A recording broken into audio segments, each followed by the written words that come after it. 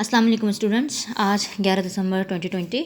ठीक है, in previous lecture we have discussed law of mass action और उसका फिर हमने मैथमेटिकल एक्सप्रेशन भी ड्राइव कर लिया था।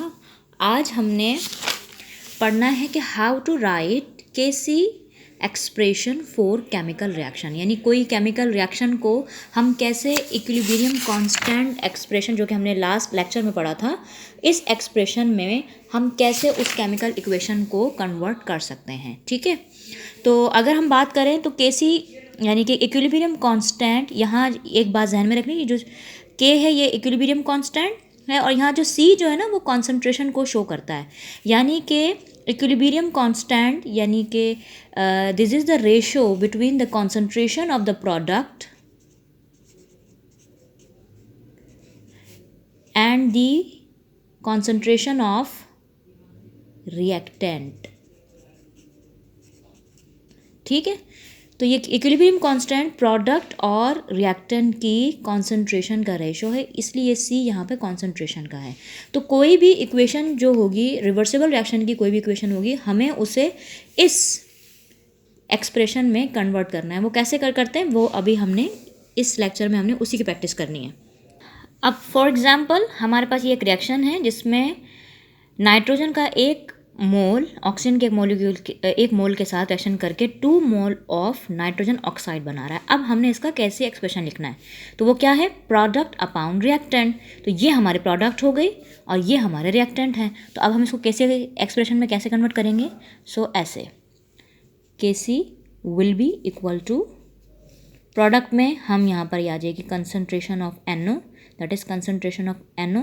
यहाँ जो नंबर ऑफ मोल्स होंगे सब्सटेंस के, चाहे वो प्रोडक्ट के हों या रिएक्टेंट साइड पर हों, तो वो बन जाएगी उस कॉन्सेंट्रेशन की पावर।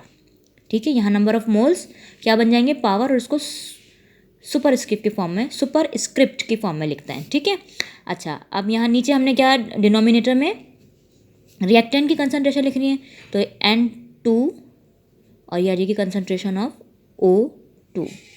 ये आ गया जनाब इसका एक्सप्रेशन, यानी इस केमिकल इक्वेशन को हमने इस केसी एक्सप्रेशन यानी इक्विलिब्रियम कांस्टेंट एक्सप्रेशन में कन्वर्ट कर दिया।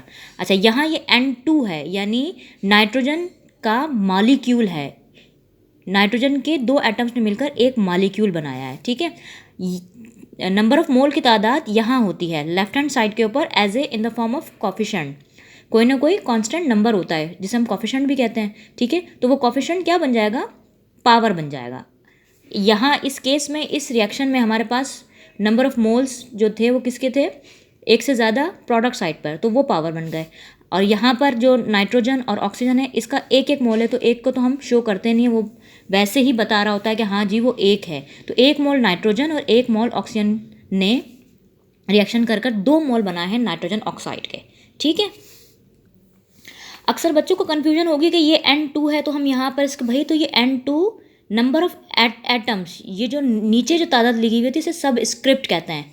सब स्क्रिप्ट नंबर ऑफ मोल्स नहीं होता, सब स्क्रिप्ट तो नंबर ऑफ एटम्स होता है। हमने नंबर ऑफ मोल्स हमेशा लेफ्ट हैंड साइड पे, जैसे कि यहाँ पर एज ए कोफिशिएंट की फॉर्म में होगा। ठीक है, तो आपने नंबर ऑफ एटम्स, ठीक है, में और नंबर ऑफ मोल्स में कंफ्यूज नहीं होना है।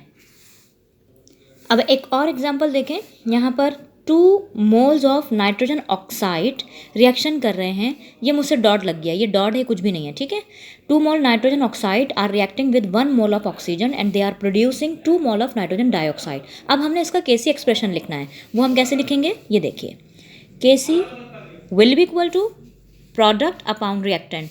तो प्रोडक्ट में हमारे पास NO2 है और रिएक्टेंट में हमारे पास NO और O2 है। ठीक है, तो यहाँ पे पहले ऊपर प्रोडक्ट यानी कि नॉमिनेटर में आ जाएगा NO2।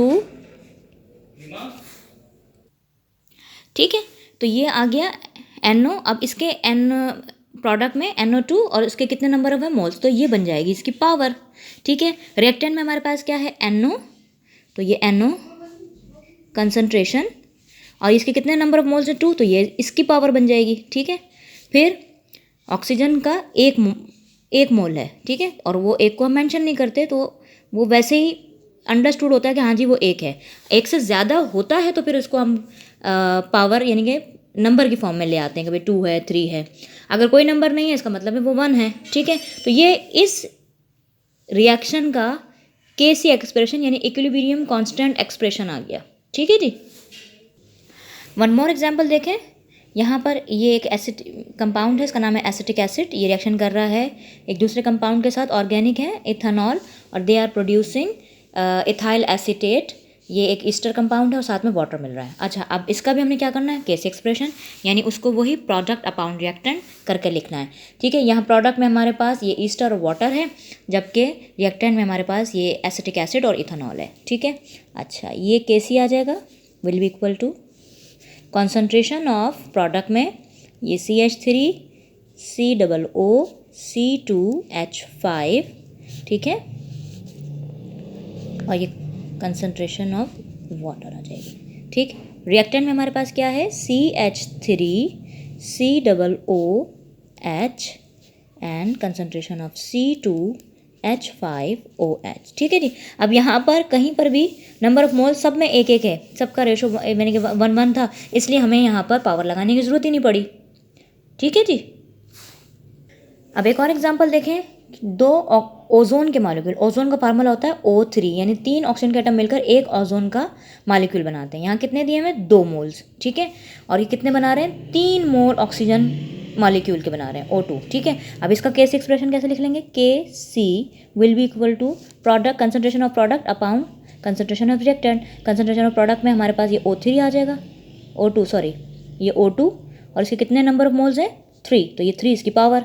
इसी तरीके से रिएक्टेंट में हमारे पास क्या है, ये O3, तो ये O3 आ गया, और इसके कितने नंबर ऑफ मोल्स हैं, 2, तो ये उसकी पावर। तो ये केसी एक्सप्रेशन हो गया इसका।